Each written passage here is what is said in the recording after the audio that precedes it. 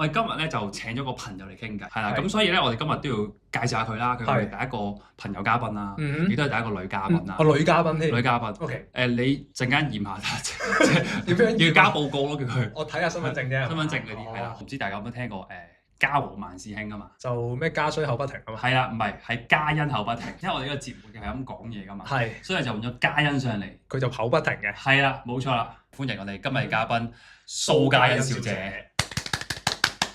Hello， B， 你好，恭喜你啊！恭喜你啊！係完㗎啦，可以走㗎。係啊。喂，咁樣介紹我以為你會形容我係嗰啲咧，即係嘉欣有本難念的經嗰啲得唔得？唔要。係唔要。咁係咩啊？俾你介紹自己啊！我要嗰啲星夢美少女，油麻地果欄皇后。係啊，我要嗰啲好可嗰啲得㗎，又靚啊，又正啊。呢個頻道唔講大話嘅，唔緊要啦。下次嚟嘅時候，我哋又再介紹多次咯。係咯。哇！你哋好威武啊喺個 mon。咁正式開始。唔係，其實都話佢唔會停㗎啦，個人。啱啊。係啊，停唔到啊，開始咗。喂，咁我哋今日其實傾咩啊？咁因為其實上一集咧，我哋都拍咗啲係關於初級大人啊、高級大人啲生活啊嗰啲。係啦。咁我相信而家大家即係睇我哋個 channel 嘅聽眾啦，都應該會係一啲初級大人或者係高級大人啦，都會有啦。你意思係咪即係18加我哋 channel？暫時未去到18加嘅。係啦，但係我估未必有啲太細個嘅聽眾嘅。我相信。即係希望有話翻俾我哋知啦。OK。咁所以我哋今日傾下啲可能係獨居啊、同居呢方面嘅一啲話題咯。因為我相信大家都可能會經歷緊啦，係嘛？即係同屋企人都係同居啊，係咪？即係都叫同人住或者唔同人住，即係得呢一個 option 嘅啫。係冇其他㗎嘛。係啊。咁今日就想傾下呢方面嘅話題啦。咁不如表個態先啦。表個態先。依家同緊居嘅係有邊個？舉個手嚟。同緊居我結咗婚嘅。你結咗婚係同居嘅？係同居嘅。OK，因為有啲人結咗婚係唔同居㗎嘛。冇錯啦，呢個就係我哋今日想傾嘅其中一個話題。即係其餘我哋兩個就係獨居㗎啦。OK，冇錯。你哋係完全已經係自己一個住，定係都係會間唔時去翻下阿爸阿媽屋企去住嗰種？我就自己住，可能一個星期。我有話道理咩？搶答。講笑。好笑咩？麻麻地。我係獨居嘅，咁我一個星期會翻去屋企一次咯，食飯嘅。係飲下湯啊咁樣咯。咁會唔會叫做話即係都叫做可能陪下屋企人啦 ，overnight 可能即係傾下偈啊，或者幫手做下家務啊，或者叫做關心下咁樣。都會嘅，有時候會反而係住或者一齊瞓就好少，但係會同屋企人出去玩一日啊，可能係咯揼下骨啊，食餐由朝行到晚咁樣都會嘅。孝順女喎。梗係啦。係啦，幫你物色下。天下無事，信唔信啊？物色下啲父母或者係物色多幾個父母，好孝順啊！係啊，呢個世界好多父母，但係唔夠多孝順仔。係啊，咁樣喂幾好喎！即係基本上你而家都係完全係叫做自己住啦。係啊。幾耐啊？即係呢件事。我諗有年幾2年啦，同埋仲好新鮮喎。係咯，好 fresh。係啊，好生猛嘅。你好生猛。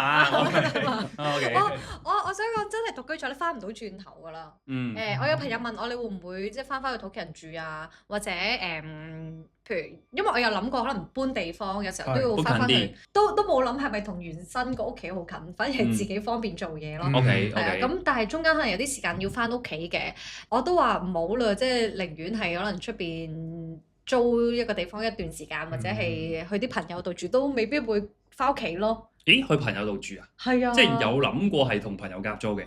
有諗過短期嘅時間咯。咁最尾你都揀咗自己住啦，即係翻唔到轉頭。翻唔到轉頭。我哋問埋阿兔人睇下你哋兩個，因為其實我自己未試過獨居嘅。嚇，你未試過？我未試過嘅，係偶爾可能老婆去咗旅行。即係 free 2-3日，嗰啲叫放假，唔著褲咁真係嗰啲。係咩叫放假？我唔明你講乜喎？咪翻工要放假㗎嘛？我冇呢個翻工，我有翻工，係啊，有翻工，係啊，有。係咪嗰啲咧？唔係好多老公一齊出去旅行？好多老公，即係唔係話嗰啲一班男人跟住太太過去，係啦，上機每一個景點都要咁樣。我暫時未揾到呢啲腳，因為身邊唔多 friend 結咗婚。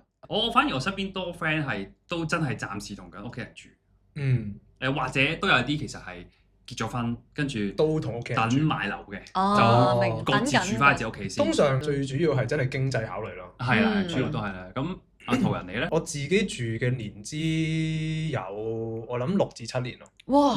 但係中間我有短時間即係轉地方嘅時候，我有翻過屋企住過一段短嘅時間。咩感覺？真係唔習慣。係。因為其實我點解會搬出嚟住係有2個原因嘅。一開始係因為你係要剪片啦、守夜瞓啦，會唔會啊？嗰陣時未係。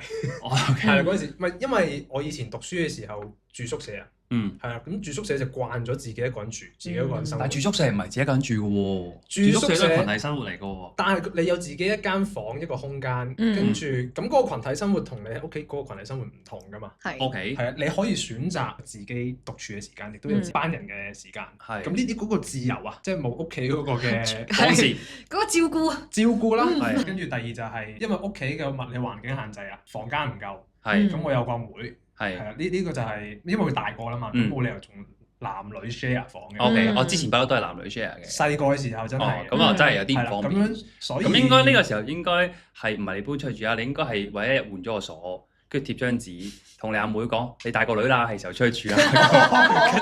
跟住，係咯，係應該要咁啊嘛，係咯，即係叫佢。長幼有序啊嘛，因為你出世先㗎嘛。唔係，其實我係有個諗法嘅，點解我會搬出去住咧？我呢個冇同人講過嘅，就係我出咗去住啦，屋企嗰啲嘢交俾你啦。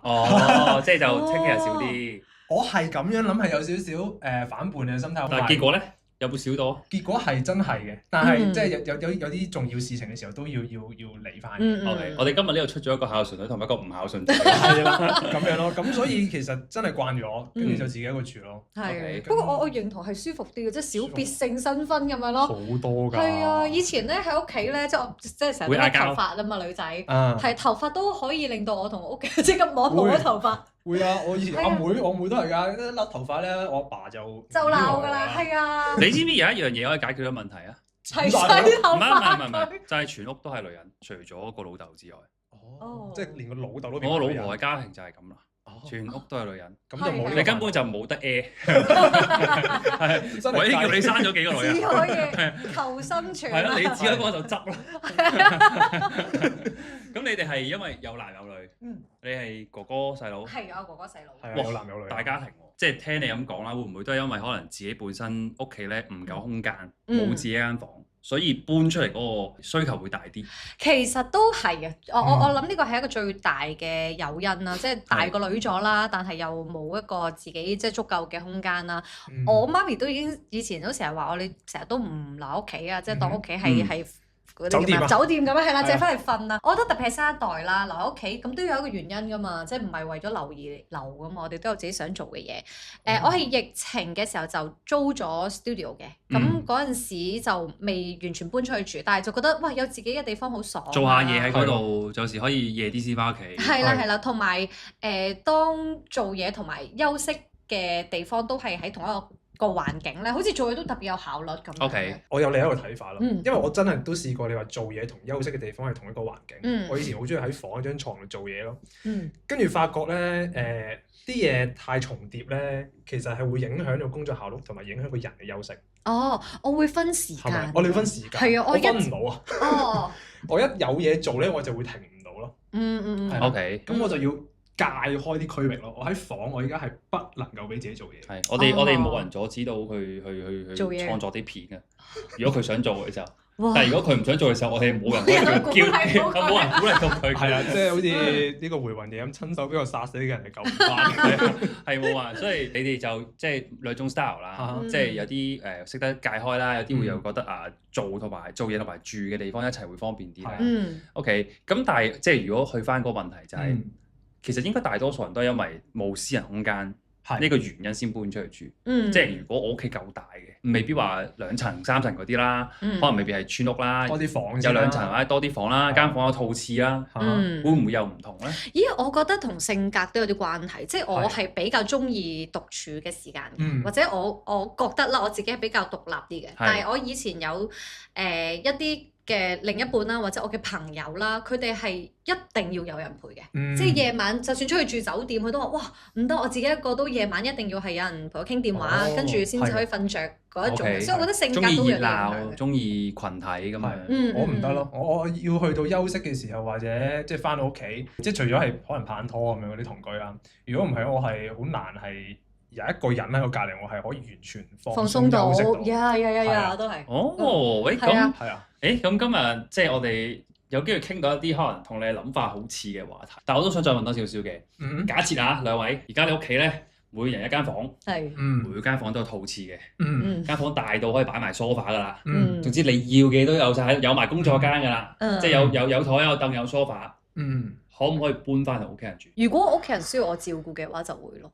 但係如果大家都仲係獨立咁呢個唔關間房大唔大事啦。如果屋企人需要照顧，即係有選擇嘅情況，屋企人唔需要，屋企人就算唔需要你照顧嘅話，如果有一間係空間好充足嘅，又可以滿足晒你又可以獨處到啦，你又有地方休息啦，又可以同屋企人可以 isolate 啦，即係有啲我想閂埋門就閂埋門，佢唔會開你門嘅，有埋廁所嘅，自己一個廁所嘅。因為我覺得就算喺同一間屋入邊咧，始終都唔係嗰一樣嘢。即係我仍然都係想，起碼要坐下車或者要行一段時間，真係有嗰個距離感咯。要俾啲付出翻。係啊，如果你話同一間屋入邊，即係非必要我都唔會想咯。就算間房有幾大，個空間有幾大係。明白，明白。你咧？我會 prefer 都係自己一個。都係自己，係自己一個。睇嚟出咗嚟住係翻唔到轉頭，係真。翻唔到轉頭，咦？你咧？我冇試過。如果俾你回到過去，即係獨居啊？係啊，我係主持啊，做咩問翻我啊？了解下嘛，傾下偈咪 friend 有乜？應該唔會，即係應該唔會，唔會咩啊？因為我媽煮嘢幾好食，嗰陣嗰個生活狀態，啲 friend 都喺附近啊，住喺附近嘅地方啊，即係大家係步行距離可以見到啊，咁就真係未必會自己搬出嚟住咯。係啊，而事實證明就係我而家住得遠咗啦，啲 friend 係真係要特登搭車過嚟揾我嘅時候，係真係會見少咗嘅。係啊，即係唔係聯絡少咗，但係你真係約到出嚟係少咗。係啊，咁所以應該就唔會搬出嚟住啦。我自己同埋以前都會覺得我住嗰區好正咯。所以其實要睇下你住嗰個社區或者你身邊啲 friend 係咪同你嗰個嘅社區圈子係咪近咯？近嘅，因為我冇考慮呢啲嘢其實。因為香港細嘅，你啲 friend 都好近啊，出去。譬如你大學識嗰啲 friend，可能大家住唔同地方㗎嘛。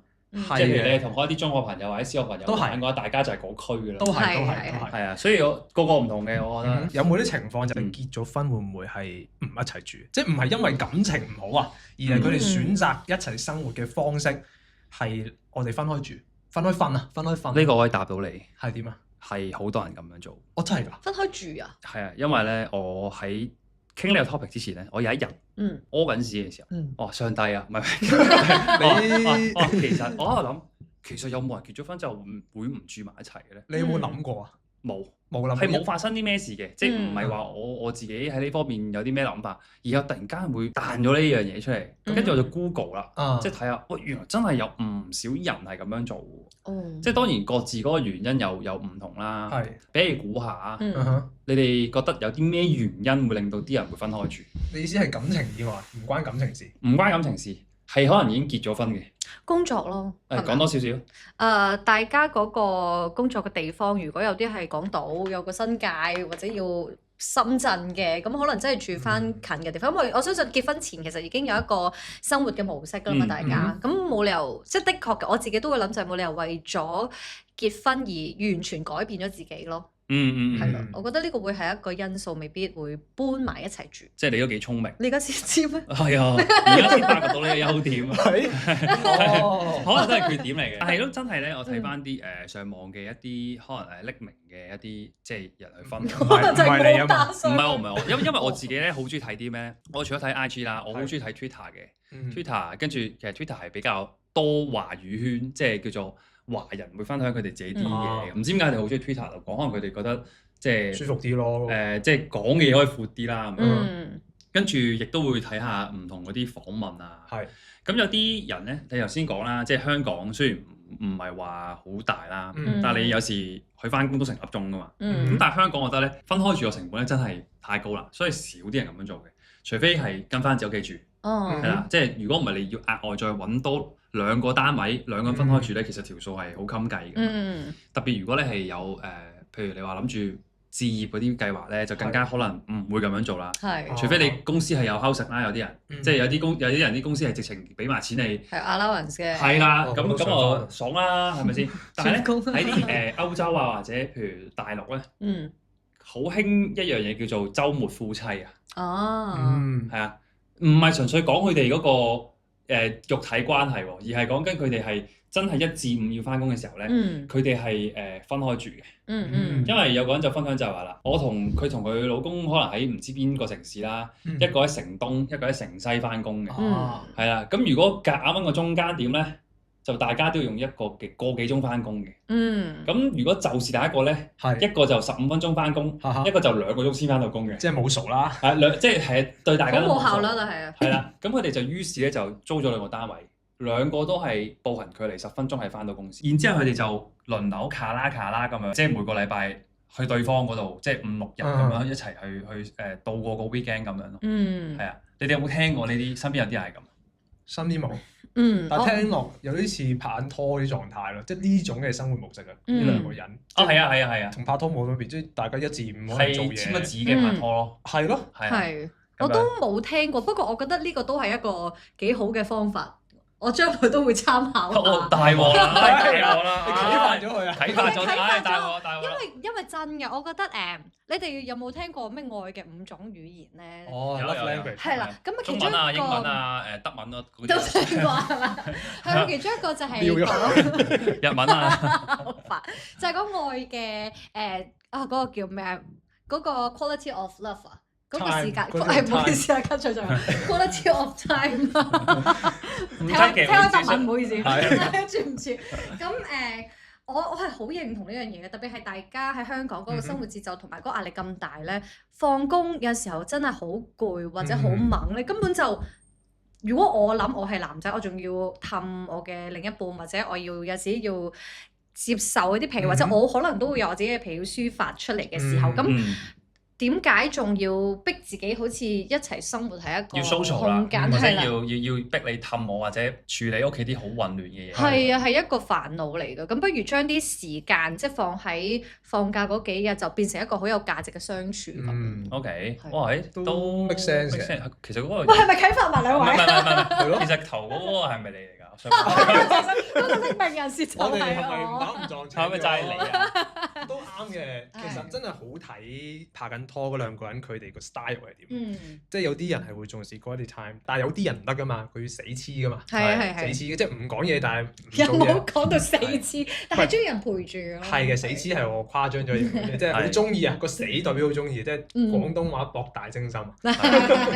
會一詞多用啊！有啲人中意係 keep 住，即係知我哋撳電話都好啦，但係我哋要喺同一個空間。係啊，即係都冇話邊個好啲唔好啲，即係你最緊要係啱自己呢個方式係咁樣咯。要傾咯。但係如果唔係一個係重視，好似啱啱阿 B 咁講，我係喂quality time得啦，我1至5做嘢。但係一個原來我係好需要成日見，呢啲一定要傾清楚。冇錯。都有啲人會留言話：哇，咁樣唔係好容易出軌咩？即係我話喂，你2個人唔出軌一齊住都出到軌。係，但係我覺得呢個就真係要考驗嗰2個人，即係相唔相信大家啦。係。但係你哋覺得呢件事 work 嘅？我覺得 work 啊，首先我嘅另一半我一定會絕對相信先咯，因為我覺得要去揾。咁你另一半會唔會相信你啊？係喎，信任係講雙向噶嘛。我覺得我會啊。你會啫，你會啫，另一半會唔會相信咧？好值得被信任嘅，我覺得我係，因為我嗰個生活個 pattern 係好容易估嘅啫，同埋係啊，我係隨時即係我起身屙屎瞓覺。如果喺呢個位已經唔信任咧，其實就唔會去到結婚嗰一步咯。係喺拍拖嘅時候，其實大家都知咯。係咯，喂，你邏輯派嚟。係啊。OK，所以你係 OK 嘅，OK 咁哇，好有趣，好有趣。係。我係好 random 去 pick 呢個 topic 啦，我估唔到係有一個人係個諗法係同我上網揾嗰個鋪主係我嚟㗎嘛。係你覺得 work 唔 work 呢件事？我覺得以前嘅我一定唔 work，但係而家可能 work，係因為隨住人大。你哋2個係咪？我唔係投稿㗎，我負責 mon 住投稿嗰啲啊。係 OK，係我收集緊大數據啊。係因為即係自己成長過，以前真係喂拍拖，我覺得就係要一齊見啦。即係就算一有時間或者忙都好，都要抽時間見啦。咁但係即係隨住自己越嚟越大個，特別呢幾年真係將啲時間擺咗做嘢嘅時候，我連瞓覺都其實係即係透支緊。透支緊嘅時候，其實有啲位真係要自己一個空間。即係好似我上次我哋傾偈講初級成年人，有一個位就要學識咗自己善待自己。你自己都唔善待自己嘅時候，點樣善待你身邊嘅人？咁我覺得呢樣嘢以前好想有一個衝動，或者冇特別諗清楚嘅時候，好想黐埋一齊嘅時候，呢啲位其實冇諗清楚，你就覺得黐埋一齊就係啦。咁黐埋一齊嘅時候，其實都分唔到，其實究竟你係拍拖嗰隻戀愛黐埋一齊啊，定係純粹你係滿足緊你需要社交嗰種嘅黐埋一齊？我覺得你講咗個好緊要嘅重點，咁樣嘅意思。所以當依家開始經歷多咗、諗多咗嘅時候，就其實如果真係要清晰地拍拖愛情，定係你要友情嘅社交，其實本應係會有唔同嘅。當然啦，你愛情都係由友情建立上去啦。咁但係佢都唔係完全重疊㗎嘛。係咯，反而真係某啲位見少啲嘅時候，你哋係會諗得清楚多啲。大家對於你哋愛情嗰個嘅價值觀，或者大家想要嘅生活係點樣，而唔係俾其他嘢溝淡咗。明白，係。同埋好緊要一樣嘢就係知自己要咩先咯，我覺得。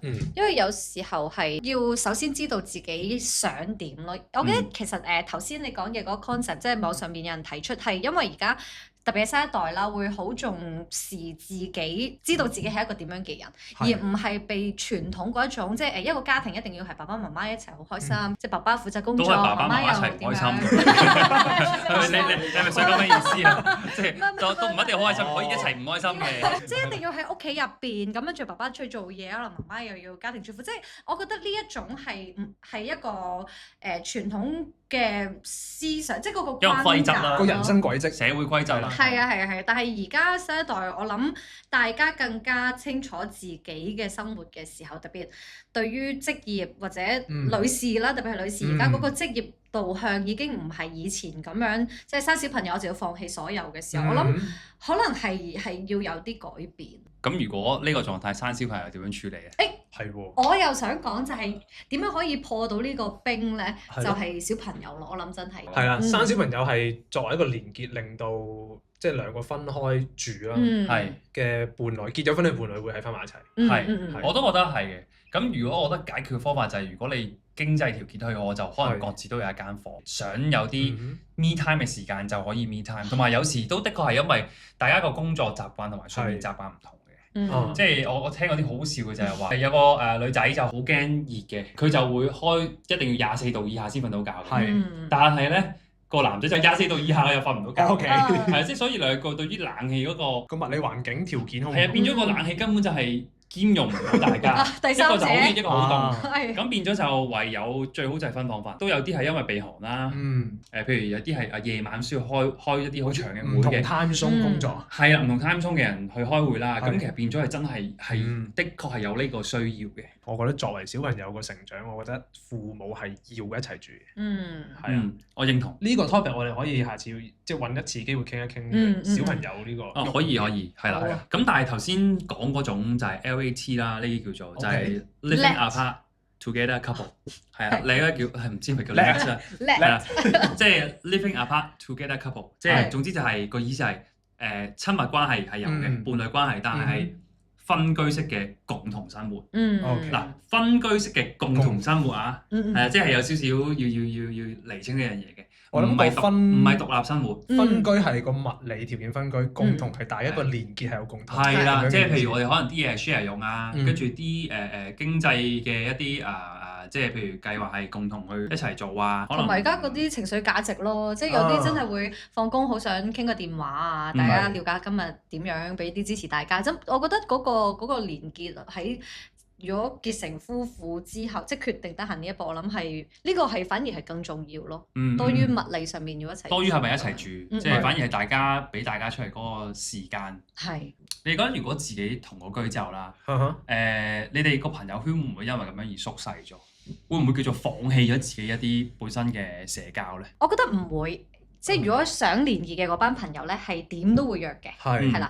但係我認同係結咗婚之後咧，有一啲朋友係未必會可以一齊同一個部分，即係可能我哋結咗婚嘅，但係另一半係仍然係單身，佢都唔想出席，即係未必係我咁有時候喺友誼或者一個關係上。朋友就係單身，跟住結咗婚，大家好似電燈膽咁樣。或者可能有啲話題未必啱嘅，特別係有咗小朋友之後啦，我有時見到啲朋友，大家傾偈可能係小朋友嘅升學啊、成長啊，其實就真係唔係會成日聚到埋一齊，好似以前咁樣傾偈去玩咁純粹咯。即係冇嗰個共同話題啊。係啊，跟住就冇乜點機會聚啦。即係你嘅意思就係有機會其實同居或者結婚呢件事係真係會令到自己個交友圈會縮細咗。應該話結咗婚之後係會交友圈縮細咗，但係就我自己覺得咧，未必關同居事咯。我同意喎，因為有時反而係佢咁啱同時發生一兩樣，即係拍拖結婚同居，同你咁啱你嘅交友圈縮細咗，其實未必有必然嘅因果關係，係可能反而關個人生軌跡事。冇錯。係啦，都係一個機會就係其實你嗰個交友圈對於你嚟講係啲乜嘢咯？係啊，即係如果本身你係對於你嚟講係咁 value 嘅，咁你 value 一樣嘢，你就會諗方法去維繫㗎啦。咁如果因為你拍拖同個居結咗婚，而嗰樣嘢冇咗嘅時候，其實咪就係一個機會你審視呢個關係。係啊，其實好得意喎！你頭先講呢啲嘢咧，令我諗起有兩個案例。有一個人結咗婚之後啦，冇同伴侶住啦，係因為佢出咗嚟做嘢幾年咧，都係同另外嗰3個女仔夾租。OK，佢覺得呢段友誼咧好難能可貴。OK，跟住佢哋4個可能都係同意，就係話第時結咗婚都係 keep 住一齊住。係啊，金蘭姊妹嚟。金蘭姊妹，但係唔係唔嫁人嗰種。我明，即係都會有自己嘅另一半，但係佢哋4個就覺得我哋一齊住。第一，我哋又唔使理啲臭男人嘅，可能大家個生活習慣真係唔同啦。我想問阿 B，你會咁諗啊？梗係會啦，呢班臭男人又唔使洗埋你底褲啦，即係我可以淨係做我派嘅家務啦，跟住我完全跟我嘅地方佈置啦。係因為男同女對於屋企個佈置或者佢哋中意收藏嘅嘢都可能有啲唔同噶嘛。另外就係有啲 couple 即係可能個男士咧好中意帶啲 friend 嚟睇波。個禮拜都睇嘅，總之英超西甲全部睇嘅，日日都有 friend 上嚟飲啤酒食花生嘅。個女仔頂唔順啦，就提出話：我唔係想離婚，不過我咁樣，因為我第二日真係翻唔到工，佢就自己，我唔知佢自己住定係翻屋企住啦。但係佢哋係夾到嘅，好識做喎！我反而覺得如果係咁樣，嗰個太太佢有遠見咯，係想 keep 個關係。係啊，因為有時候係避免咗啲生活衝突，所以提早就出於愛嘅一個提議啦。即係我真係想同你行落去。其實呢個都係參考嘅，即係如果第時可能大家對於同另一半可能真係有時。我而家後生可能冇鼻鼾啫，可能年紀大啲，唔知會唔會有㗎嘛？雷聲咁大。係咯，可能我老婆有咧，到時我瞓唔到咧。咁可能呢啲就係對於大家個關係一啲好嘅讓步，即係唔係話一定要嗌交或者逼你做啲唔想做嘅嘢，即係有時唔係話下下睇醫生或者咩解決到㗎嘛。係啊。反而係分開就會好啲咯。係，同埋有咁講，有啲嘢其實都身不由己嘅啫。鼻鼾我唔係我整出嚟噶嘛，或者我啲 friend 想上嚟，可能佢哋其實喺結婚前已經習慣咗上嚟噶啦。我冇理由因為結咗婚之後就叫佢哋唔好上嚟。咁我覺得大家都會互相做你朋友都幾好喎，係啊，幾好㗎。係咯，咁啊，係咯，我覺得係打交係咪可以？係可以。唔係咁，不過我不嬲都唔係不過咧，我落咗閘，不過我哋就冇啦，我哋有啦，有不過係啊，係啦，OK 明㗎。你瞄咗你先，係啊，唔俾你講嘢。開翻先，係咁咯，係啊。咁我覺得其實呢個 LAT 其實幾 inspiring，可能係一個出口嚟嘅，即係可能你話齋啱啱，譬如咩要睇波或者自己姊妹要聚嘅時候，其實避免唔到，其實你係會入侵咗對方嘅某啲私人空間。係會。而呢樣嘢係可以保存到大家嘅私人空間嘅時候，而如果大家共識到呢樣嘢啊，你又可以 keep 到個連結個關係。係一個出路嚟嘅，即係以前個諗法就係分開住就好似等於個感情係唔好咯，完結或者有問題。但係其實分開唔一定係唔好，分開有時候可能係中堂之後啲，即係會更加 sweet， 更加想見大家咁樣咯。啊，同埋我覺得呢一個概念咧，好值得被推廣。我唔知係啊，因為我唔知大家有冇要做要推廣，因為大家有冇聽過咧？有啲離婚朋友，即係而家離婚率好高啦，好多朋友反而係話結咗婚之後發現自己同個伴侶個生活習慣好唔同，忍咗好多年，所以離婚。即係譬如屙尿肥油周圍都係啊，食嘢又唔使碗啊，個廚房個星盤個隔唔到啊，但呢啲又全部都係冇問題嘅，即係我哋係冇呢個問題。因為呢個如果有一集可以講下婚姻，有一講下，即係呢個自律都好緊要嘅。婚姻入邊係需要自律呢件事去令到一啲嘢係 smooth 啲嘅。係嘅，但我就係想，如果兩個人都未必讓步，或者兩個人嗰個覺察能力都唔係咁強嘅時候，其實有呢一個即係 LAT 伴侶呢一個概念咧，會俾大家知道其實錯嘅唔係對方，錯嘅亦都唔係你。呢個係一個好現實嘅大家都會面對關係嘅存在，係啊，係一個出口嚟。咁所以我覺得我哋都要分開啦，係咪？暫時要 keep 翻我哋加翻個距離，冇錯，我哋分翻3家台，係啦，三支機要完啦，今日每人攞支咪翻屋企，係咯，下集拍嘅時候就每個空間咁拍咯。問下觀眾啲問題咧，就係你哋認唔認同 LAT 呢一種生活模式係有效促進到同你另一半嘅感情？係啦，似 DSE 嚟嘅，即係歡迎你留低你嘅睇法啦，或者你對於 LAT 呢件事，你無論反對定支持都好，你個觀點喺邊度？我想問呢條題目有幾多分啊？冇分嘅，但係會成為我哋嘅 one大 caption 係啦。如果有人留言啦，你會每集將一啲好精彩嘅留言咧變成一個 post 擺喺我哋 IG 嗰度，即係一啲可以 share 到俾大家嘅一啲 value 啊部嘅嘢啦。咁另外就係我都相信啊，今集出咗之後咧，有機會係會帶動呢個龍床盤嘅樓市。咩嚟㗎？即係嗰啲一人單位啊，咪人床盤啊，即係嗰啲咩90尺啊、100尺上邊瞓覺嗰啲人單位，嗰啲咧嗱，而家呢啲唔係棺材，叫 LAT apartment，有名係啦，冇錯啦，唔想帶一應俱全就得啦，係啊，所以我相信我哋呢一集咧出咗街之後咧。歡迎各大地產商揾我哋 sponsor 我哋，我哋會幫手去 promote 呢件事嘅。冇錯，係啦，哇！真係而家可能大單位都冇人租啦。呢一集出咗之後咧，哇！真係係咯，唔好客氣啊，係啊。好啦，咁啊，為咗 keep 住我哋嘅關係之後，可以繼續我哋 LAT 下先啦，LAT 下先啦，係咯，希望都之後可以見到阿 B 啦。好啊，好啊，係啊，係。好啦，咁啊，今日多謝阿 B 上嚟我哋嘅小題大眾啦，係啦，下次再見啦，我哋再見啦，好，好，拜拜。